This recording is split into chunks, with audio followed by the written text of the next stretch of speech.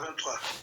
Je lis au nom du Seigneur. Oui. Je ne vis point de temple dans la ville, car le Seigneur Dieu Tout-Puissant est son temple, ainsi que l'agneau. La ville n'a besoin ni du soleil, ni de la lune pour l'éclairer, car la gloire de Dieu l'éclaire, et l'agneau est... Amen. Donc nous voyons que dans l'éternité future, lorsque nous verrons notre Seigneur, il sera appelé l'agneau. C'est là pour nous rappeler l'œuvre de la croix qu'il avait faite pour nous dans le temps. Donc en fait, l'œuvre de la croix n'est pas un événement historique dans le temps, bien-aimés. Ne dévalorisons pas cette œuvre, mais c'est une œuvre éternelle. Puisque même dans l'éternité future, dans la nouvelle Jérusalem, eh bien, lorsque nous verrons Jésus, nous le verrons comme un agneau qui avait été immolé. Alléluia. Et donc, l'efficacité de cette œuvre sera aussi valable dans l'éternité future. Pourquoi? Eh bien, parce que un autre passage de la parole nous le dit, c'est dans Hébreux, chapitre 9, le verset 14. Hein? Hébreux, chapitre 9, le verset 14. Hébreux, chapitre 9, le verset 14. Amen. Je lis au nom du Seigneur. Vas-y, mon frère. Plus le sang de Christ, qui par un esprit éternel s'est offert lui-même sans tache à Dieu, purifiera-t-il votre conscience des œuvres mortes, afin que vous serviez le Dieu vivant? Alléluia. Et donc nous voyons que combien plus le sang du Mashiach, ça nous rappelle l'œuvre de la croix, et par le moyen de l'esprit éternel s'est offert à Elohim sans défaut. Hein? Donc en fait on parle ici des accomplissements de l'œuvre de la croix. Parmi les accomplissements de l'œuvre de la croix, il y a la purification. Hein, bien-aimé dans le Seigneur. Et la purification, le pardon, la purification, la réconciliation, la sanctification, la justification, la régénération, la vie éternelle, tout cela sont des fonctions de la croix. Hein? Et nous voyons que c'est par un esprit éternel. Ça nous rappelle encore que cette œuvre sera efficace dans l'éternité. Dans l'éternité future, l'Église sera sans défaut et sans tache. Et cela parce que il y aura l'agneau et que son œuvre sera toujours efficace. Dans l'éternité future, on ne perdra pas, personne ne perdra sa sainteté, personne ne perdra sa justice. Hein? Pour être devant Dieu, il faut être juste et saint. Hein? Et tout cela, c'est l'œuvre de la croix, bien aimé dans le Seigneur. Mais la fonction, il y a une fonction positive de la croix et il y a une fonction négative. La fonction négative, c'est ce que nous verrons plus tard. Mais aujourd'hui, frère, la libération de la vie et la transmission de la vie divine ne peut être rendue possible que par une loi. Et cette loi, c'est la loi de la mort. Et quelle mort? C'est la mort de la croix. Hein, nous avons vu cela avec la vie végétale. Hein, nous avons dit que la vie végétale, si une semence ne meurt pas, elle demeure seule. D'ailleurs, Jésus l'a dit lui-même dans Jean. On va le lire. Hein, il l'a dit dans Jean chapitre 12, le verset 24. Hein, l'évangile de Jean chapitre 12, le verset 24. Hein, ce jour-là, il a parlé de quelque chose. Hein. Amen. En vérité, je vous le dis, si le grain de blé tombé en terre ne meurt pas, il reste seul, mais s'il meurt, il porte beaucoup de fruits. Amen. Jésus ne parle pas du péché ici, mais il parle d'un grain de blé. Le grain de blé, c'est lui-même. Hein? Il ne dit pas si le grain de blé ne meurt pas pour les péchés, il demeure seul. Non, il parle de la vie. Hein? Il dit, le verset 24, Amen, amen, je vous le dis, si le grain de blé qui tombe en terre ne meurt, il reste seul. C'est-à-dire que si Jésus n'était pas mort, la vie de Dieu, la vie éternelle, la vie illimitée de Dieu qui était en lui, n'allait pas nous être communiquée. Nous ne devions pas avoir cette vie illimitée. Hein? Mais parce qu'il est mort, dit-il, il porte beaucoup de fruits. C'est le but que Dieu poursuit. Dieu poursuit un but. Hein? Dieu voudrait avoir pour son fils beaucoup de frères, selon Romains chapitre 8. Lisons-le, Romains chapitre 8. Romains chapitre 8, le verset 29. Connaissons tous ce passage. Amen. Romains 8, verset 29. Romains 8, verset 29. Romains 8, verset 29. Frère dit. Ouais, alors, ouais, je suis à la page. Je lis le nom du Seigneur.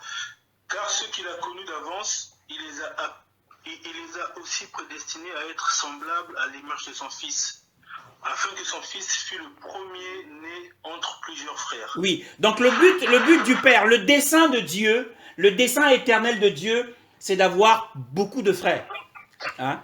Et le Seigneur veut que dans cette œuvre, il y ait beaucoup de frères. Mais pour qu'il y ait beaucoup de frères, il faut que la vie soit libérée et qu'elle soit transmise. Alléluia.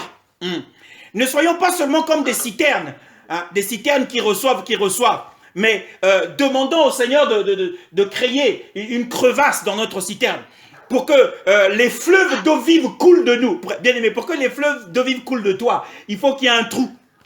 Et ce trou-là ne sera possible que par le feu de l'épreuve. Alléluia. Bien-aimé, tu as besoin d'être brisé, mon frère. Hein? Et donc, c'est l'objectif que Christ poursuit. Et pour cela, hein, la semence, dit le Seigneur, c'est une loi. Et le Seigneur ne pouvait pas contourner cette loi. C'est ce qui explique que lorsqu'il est ressuscité d'entre les morts, les disciples étaient enfermés dans Jean chapitre 20. Hein? Jean chapitre 20 nous le dit. Jean chapitre 20, si nous lisons ce qui s'est passé, le verset 19. Jean chapitre 20, le verset 19. Frère Esaïe. Hein? Jean chapitre 20, le verset 19. Chapitre 20, verset 19. Oui. Alors, Shabbat,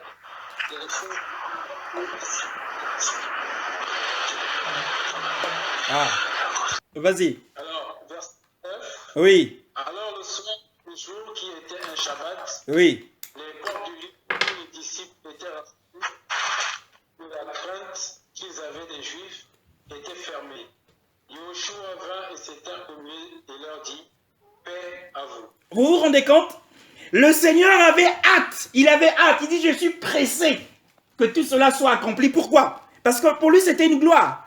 D'ailleurs, dans Jean chapitre 17, Jean chapitre 17, relisons-le. Jean chapitre 17, le verset 1. Jean chapitre 17, le verset 1. Hein? Frère Esaïe, Jean chapitre 17, le verset 1.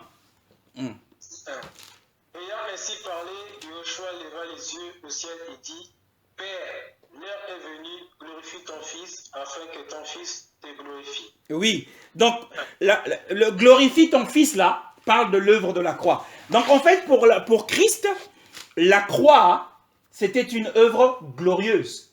Parce qu'il souhaitait que la beauté qui était en lui puisse être libérée.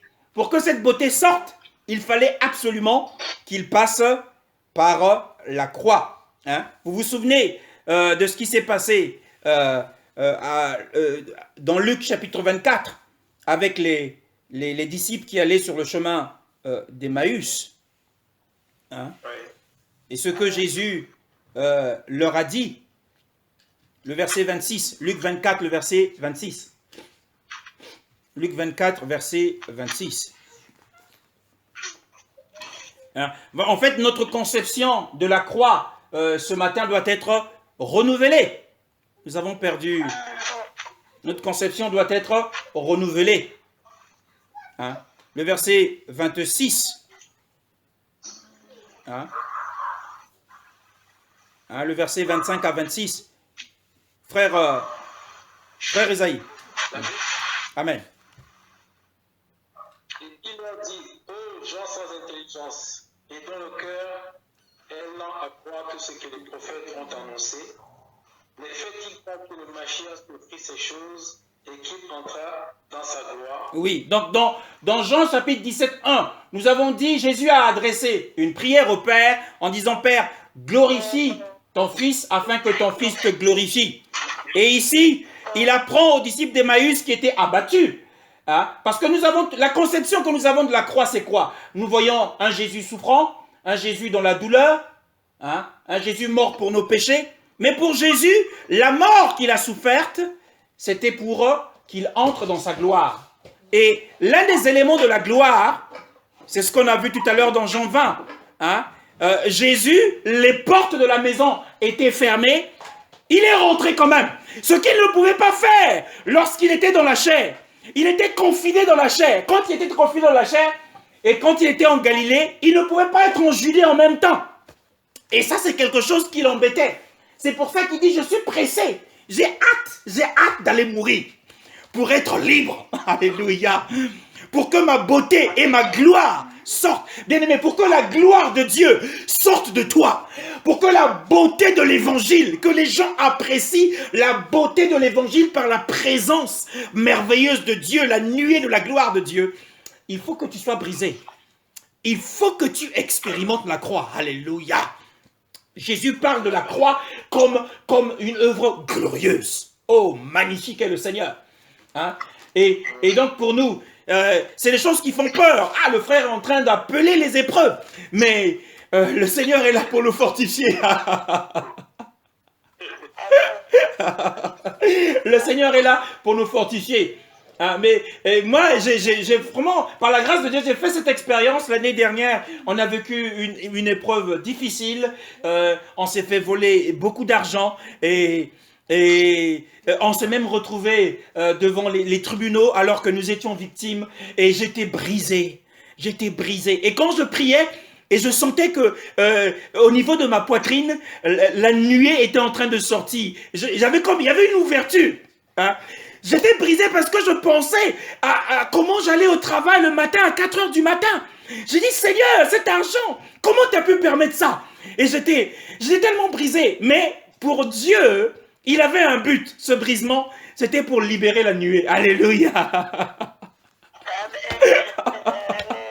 La gloire de Dieu. Ah, bien-aimé. Ah, magnifique est le Seigneur. Donc, nous devons voir la croix sous cet angle, sous l'angle positif. Hein, comme l'action de libérer et de transmettre la vie. Et ça l'était depuis le commencement, depuis qu'Adam avait été créé, avant qu'il ne pêche. Hein, Dieu l'a endormi profondément et Dieu a ouvert son corps. Il a ouvert son corps. Et si Adam avait, je ne sais pas si le Seigneur lui en avait parlé avant, je ne sais pas si le Seigneur lui a dit, tu sais que je vais t'endormir. Est-ce que si Adam avait dit, je ne veux pas que tu m'endormes, je refuse de dormir, Ève ne serait pas venue. Ève ne serait pas venue. Si Christ avait dit je ne meurs pas, l'église ne serait pas née. On n'aurait pas eu l'église. Alléluia. Donc la première fonction, c'est une fonction positive. La vie et la transmission de la vie incréée de Dieu, qui est une vie élevée, qui est une vie qui n'a pas de limite. C'est une vie qui est infinie. Alléluia. Et quand elle est libérée, donc la distance n'est pas une frontière. Là où est le frère Ésaïe, quand la vie est libérée sur une coquille humaine qui a été brisée, la distance qui me sépare du frère Ésaïe n'est pas un obstacle au Dieu de Dieu. Ce n'est pas une barrière. Hein? Cette vie va le toucher, va l'atteindre. Alléluia. Hein? Va atteindre la sœur Élodie, le frère Dive, le frère Clé, la sœur Cassandra, qui ont perdu toute connexion. Je pense que c'est à cause du petit. Hein? Alléluia. Hein? Béni soit le Seigneur ce matin. Ah, ils sont là, gloire à Dieu. Hein? Béni soit le Seigneur. Hein? La transmission de la vie, c'est ce que nous devons chérir. Cette vie divine qui est en nous est comme dans un confinement. Hein? C'est nous les décideurs, les grands décideurs. Hein? Ce n'est pas Emmanuel Macron, mais c'est nous-mêmes. Hein? Parce que nous avons décidé de confiner la vie éternelle dans notre esprit. Or, la vie éternelle qui est dans notre esprit ne demande qu'à sortir. Hein? Pour toucher et transformer l'humanité. Alléluia. Hein? Bien-aimé, oh, magnifique est le Seigneur. Demande cela au Seigneur. Alléluia. Élève ta voix et prie. Nous avons conclu ce message ce matin. Oh, béni soit Dieu, nous te prions, nous te louons, afin que ta grâce et ta miséricorde soient en nous pour que, eh bien, la beauté divine qui est au-dedans de nous, la gloire qui est en nous, oh, béni soit Dieu, la force, la puissance, l'énergie divine, soit transmise pour la guérison des malades, qu'elle soit transmise pour le renouvellement, Seigneur, de notre intelligence, qu'elle soit transmise de donner la vie là où la mort a toujours régné. Il y a la mort dans nos foyers, il y a la mort dans notre lieu de travail, il y a la mort dans cet environnement dans lequel nous vivons. Et nous avons besoin, Père, de libérer la vie. Nous avons besoin de la délivrance. Cette mort, l'œuvre de la croix sur nos seigneurs. Nous avons dit que c'est la procédure de Dieu. Hein? La croix, c'est la procédure de Dieu pour libérer la vie. Alléluia. Oh, magnifique es-tu. Tu l'as fait avec Adam avant qu'il ne pêche. Hein? Tu l'as fait, tu nous as montré cela avec la vie végétale et même la vie animale que nous mangeons. Hein? Hein? La vie animale nous est transmise à travers les nutriments. Mais il faut que la vache soit abattue. Il faut que il faut que le bœuf soit cuit. Oh, béni soit Dieu. Pour que les nutriments de vie qui sont dans le bœuf puissent renouveler nos cellules. Oh, Seigneur, merci. Tu as fait toutes choses avec sagesse. Lorsque nous connaissons la croix, nous pouvons connaître le mystère de ta volonté. Oh, merci de nous avoir approfondi les choses sur l'œuvre de la croix ce matin. Alléluia. Oh, merci pour la libération de la vie. Merci Seigneur. Nous voulons être libres. Nous savons que tu es capable de le faire. Tu l'as fait avec Philippe. Philippe, Seigneur, tu as enlevé Philippe. Philippe a connu l'enlèvement parce qu'il a pu transmettre la vie à l'eunuque éthiopien. Il est parti d'un lieu à un autre en étant enlevé par l'Esprit. Il a pu transmettre la vie, Seigneur. Tu l'as fait également dans les temps passés avec beaucoup de serviteurs. Tu es capable de m'enlever de cette maison et de me conduire à Pointe-Noire, de me conduire à Libreville pour transmettre la vie. Oh, béni soit Dieu. Tu es capable de le faire, de traverser la matière. Oh, béni soit ton nom, Seigneur. Oh, gloire à Dieu. Merci, Jésus, ce matin, pour la transmission, la libération de la vie, pour que nous soyons de nombreux frères. Les fils d'Israël étaient opprimés par Pharaon, et plus ils étaient opprimés, plus le peuple augmentait. L'oppression libère la vie qui est en nous, la vie incréée, la vie qui va contrôler et assujettir l'opposition et l'oppression. Alléluia. La vie divine en nous va, Seigneur, circonscrire, va contrôler et va dominer l'oppression satanique. Alléluia. Béni sois-tu, Jésus. Magnifique, magnifique est le Seigneur. Gloire à Dieu. Gloire au Seigneur. Oh. Notre relation avec Dieu dans l'éternité future sera basée sur Christ en tant qu'agneau de Dieu qui a été immolé. Et la relation que nous avons avec Dieu comme lumière de vie dans Apocalypse 21, c'est une relation éternelle, basée sur l'agneau de Dieu. La relation de mon frère avec toi est une relation éternelle, parce qu'elle est basée sur l'efficacité de l'œuvre de la croix. Elle n'est pas basée sur mes œuvres. Elle n'est pas basée sur ce que je dis ou ce que je fais. Hein? Ma relation avec le Saint-Esprit est basée sur l'œuvre de la croix. Cette œuvre est efficace aujourd'hui pour me purifier ma conscience des œuvres mortes. Béni soit le Seigneur. Gloire à Dieu.